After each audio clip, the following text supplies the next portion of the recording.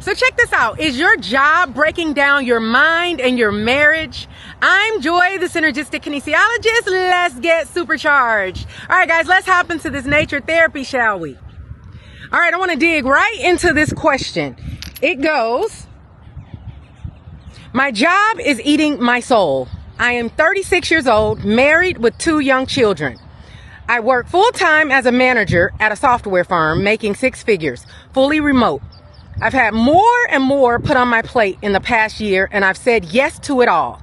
Now I am at the point where my professional life is consuming my personal life, and there is little to no work-life balance. I work 12 hours a day, which includes after my kids go to sleep. My marriage is suffering because my husband has had to become Mr. Mom, making dinner, cleaning, laundry, etc., because I don't have time to help. He does it all with an understanding that my job is hell, but we've begun to argue about it, and not just once. I've had multiple emotional breakdowns over the past 2 weeks, with everything boiling over my job.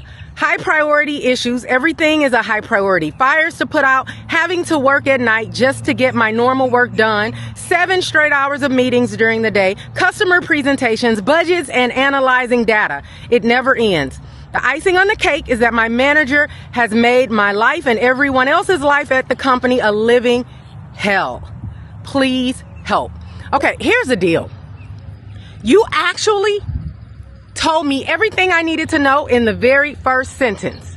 The very first sentence you stated, my job is eating my soul. I don't care what came after that. That was all that I needed to know.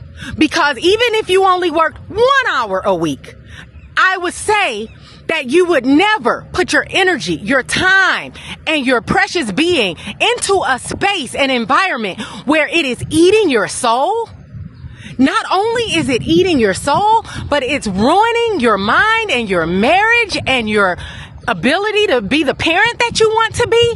Like, it's a no-brainer. And I think the biggest reason why people struggle when it comes to things like this is because they know the answer. They know the answer is that they have to give something up. And they think that what they have to give up is going to cost them something, and then they're not willing to pay it. But what you have to realize is it's already costing you something.